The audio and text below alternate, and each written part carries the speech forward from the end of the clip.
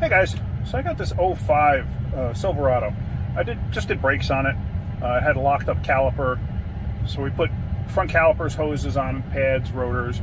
Rear brakes were completely worn out. I actually made a video on that should be showing up soon. But anyway, so bled the whole system out. You know, did all of that, and everything was fine. I just took it for a road test. Everything's fine. The pedal is a little bit mushy, just a tad. I think it could be a lot better. It has no air in the system that I could get out. We bled it 6 ways to Sunday on the lift. Clear, perfect fluid coming out. So I'm absolutely confident that that's not an issue. The rear brakes are adjusted fine. Like I said, it's drums in the back. Rear brakes are adjusted fine. Everything seems good there. So I'm going to do what's called an automated bleed. But let me show you first real quick when I hit the pedal.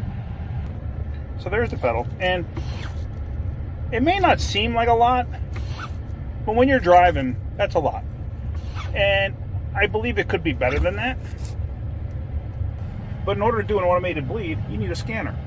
A little handheld code reader is not going to do it. You actually need a scanner. So I got my scanner hooked up to it, and let me get into it and actually do an automated bleed. So here we are. Actually, I'm going to shut my light off. And so what I'm going to do, it self-populated all of this. So let me just go in here. Go to anti-lock brakes.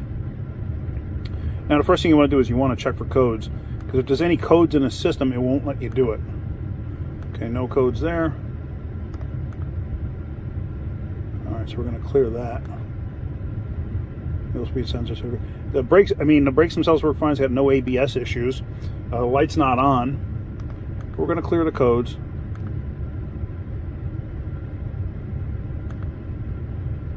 Now we're going to go to functional test. Automated bleed, there we go. Refer to service information for instructions. If DTCs are present, test will not run. Okay, we already cleared those, so we're not worried about that. It may tell you to set the parking brake. Battery must be fully charged. Brake fluid levels, check the fluid level, which I already did. Set the parking brake, which I'm going to do that now. Okay, place transmission in park neutral. Vehicle speed must be 0, and it is. I'm parked. Apply and hold the pedal to activate the test. Now, when you do this, if you watch, it's going to kick it. It's going to go to the floor first, and then it'll slowly kick it back. But what I usually do is you hold it down with quite a bit of force. There it goes.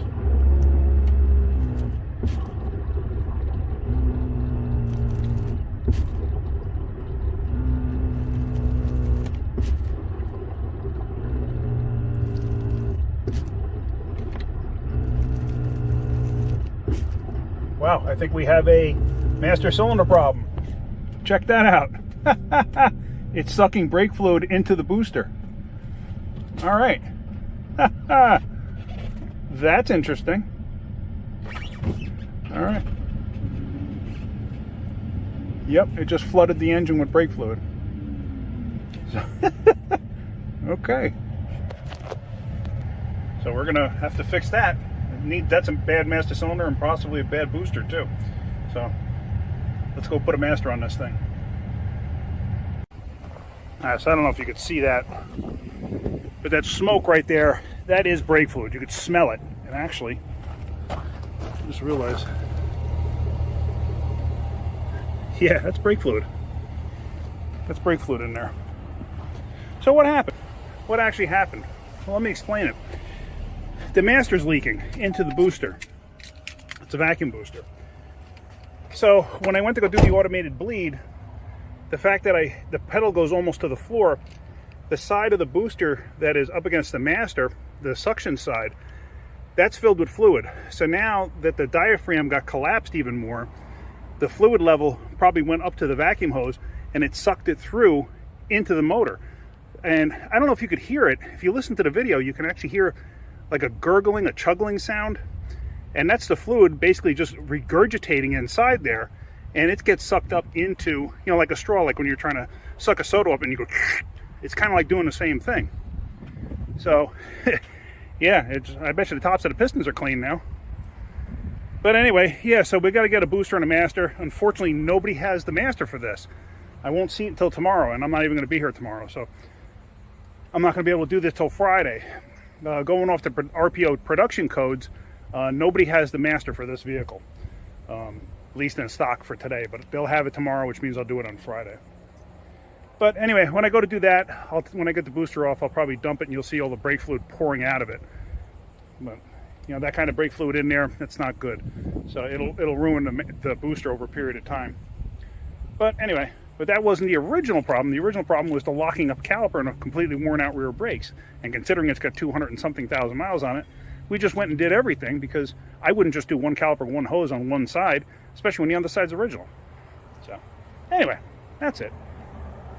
If you get something out of my videos, hit that like button. If you could, please subscribe. All right, guys, have a great day. Keep wrenching. Hey, good morning, everyone. So I have that Silverado in, the one that was sucking up brake fluid. And I just want to show you real quick. I'm getting ready to pull the master off. I got everything unbolted. I haven't taken anything off yet, but let me just show you real quick. So here it is. And if you recall, this thing was smoking like a banshee out of the tailpipe. Because what was happening is there's a diaphragm inside the booster. This side of the booster that gets the vacuum was filling up with fluid, apparently, from a bad master cylinder. And when the diaphragm was collapsed doing the automated brake bleed, it was getting sucked up into the hose here. So now, if I pull the hose off, if you look, you can actually see wetness there. And you can see wetness inside there. Hard to see, but it's there. So, but you can actually see the drip marks there. I bet you anything that whole thing is filled up. So now let's pop this off. I got the lines off, as you can see, but I haven't taken anything actually physically apart yet.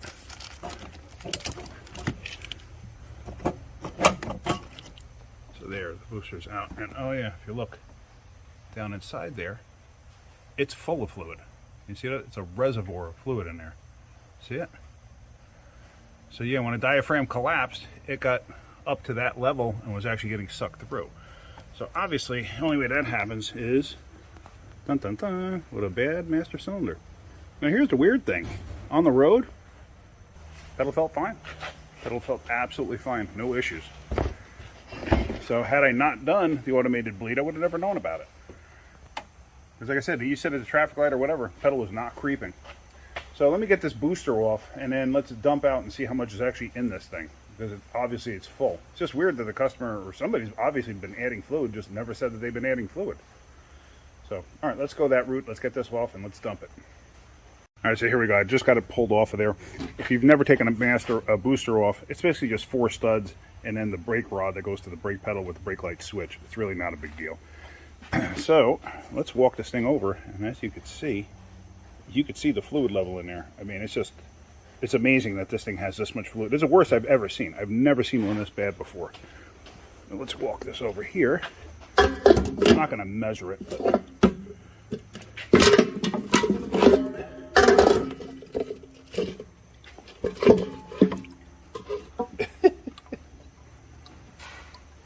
I mean, that's got to be, I don't know, that's got to be like, what, a half a quart? Maybe a full quart? That's a lot of fluid. That's a lot of brake fluid. Well, the one good benefit is it cleans up carbon. Brake fluid does clean up carbon, so the piston tops are not going to have any carbon on them when we're done here. So this thing shouldn't be pinging or detonating or anything. Alright, so there we go. So now, let's get the other booster on. If you recall, I made a video a while back about replacing a booster on a Silverado, and I wound up doing it, I don't know, 3 times, 4 times, because the new booster kept collapsing in on itself and applying the brakes, because it was just a bad booster, or a bad series of boosters. Of course, they were all aftermarket. I didn't have access to a new one at the time. Matter of fact, I don't even think a new one was available at the time. But anyway, so I got the new one here, new Reman. This one right here is from Advanced Auto Parts. And I believe the last time I did this, I kept on getting them from O'Reilly's, and the one that I got from Advanced was the one that actually worked. So let's get this in place and go from there. There is a gasket up here, but part of it's stuck to the firewall, part of it's stuck to the back of the other booster. So I'm going to see if I can't peel the piece off the back of the other booster and just stick it on there. It's really just for moisture or whatever. so it doesn't leak inside the car. But I've never seen an issue before. I've seen them missing in the past, but I've never seen an issue with anything leaking inside the car. So, but let's just do that. Let's just switch that over and then get the new booster in place. The other gasket just disintegrated in the process of me trying to take it apart. So I put a little bit of gray silicone on there. You don't have to go nuts. Like I said, it's really just a water seal. It's not like anything's under pressure or anything like that. So I'm going to just do that. I'm going to get this thing installed, and we're going to go from there. Basically, it just slides right into the firewall there, and from the inside, you got to hook up the brake rod, catch the nuts, stuff like that. It's relatively simple. I think pretty much anybody that can get to this type of point of working on a vehicle, I think anybody can handle this. And just so you guys can see from underneath, you can see where the studs are sticking through right there. And then there's the brake rod up there. It's got to hook up to that pivot point on the pedal, which is right there. But yeah, so let me get all of this together and then we'll be good to go. So there we go. That should tell you everything right there. Now the reason I put this on the old booster is because they want this there because the rod that's inside can fall out. So they want you to stick this on there just as a warranty thing. It's not like it's going to really protect anything, but anyway, so going back to the truck, I did bench bleed it. I got the brake hose hooked up. You have to leave this with leave the valve with the new booster. Don't use the old valve. Let's see what else, because sometimes depending on the setup, they may be, it may have like a metered orifice inside of it. You never know. So just make sure you switch it over to whatever, or keep the one that comes with the rebuilt booster with it. What else?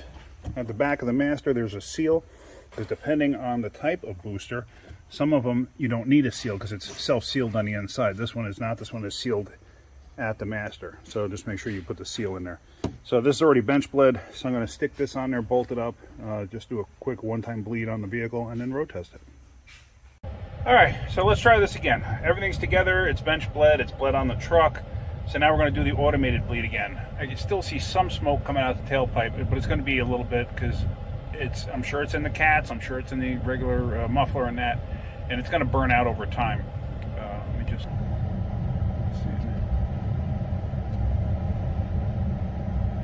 Yeah, but it's going away. So, all right, back into the scanner. I did clear out the codes, go to functional test. We're going to set the parking brake because I know it's going to ask me. Let me shut my light off. Let's go to automated bleed. Okay. That's going to have me hit the pedal, and well, battery fully charged. You could do it with the engine running or without. I prefer to have the engine running. So let's see. We're going to hit continue. Press and hold the brake pedal. Now you can see I got it down. I'm going to start it right here and then just watch my foot.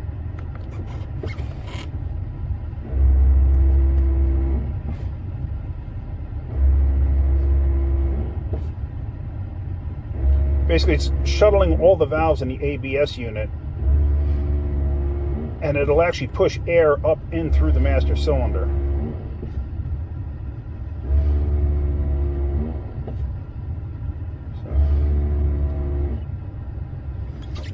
Okay, so now that's done.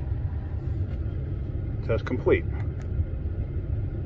Now you should check for codes just to see. Let's see, no current codes. No history codes, okay. So now the pedal itself, it definitely feels better. So I'm actually gonna do it again. I've done this as many as a dozen times on a vehicle just to get the pedal right, especially on a vehicle where I've replaced every single brake line because they rotted away. For some reason on those, you have a real heck of a time getting the air completely out of the system. So I'm just going to do this one more time.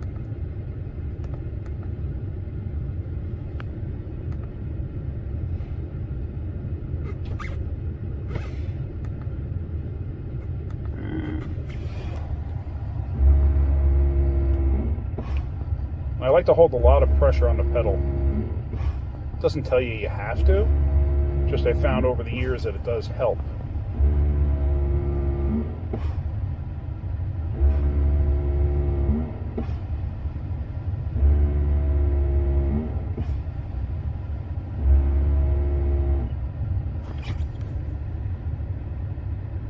right, so now the pedal's up. Test is complete. And now, see how far the pedal's going now? Remember when I initially showed you how far it went? It definitely made a difference. So now, let's take this thing on a road test and see what it does. All right, so I just got back from my 12-mile road test, and everything seems fine. You know, no issues. Eventually, all the smoke, all the brake fluid basically burned out of the exhaust, so all the smoke cleared up. Yeah, so that's it. Everything seems good. No issues. So, that was just kind of interesting. Never had that happen before. Anyway, getting something out of my videos, hit that like button. If you could, please subscribe. All right, guys, have a great day. Keep wrenching.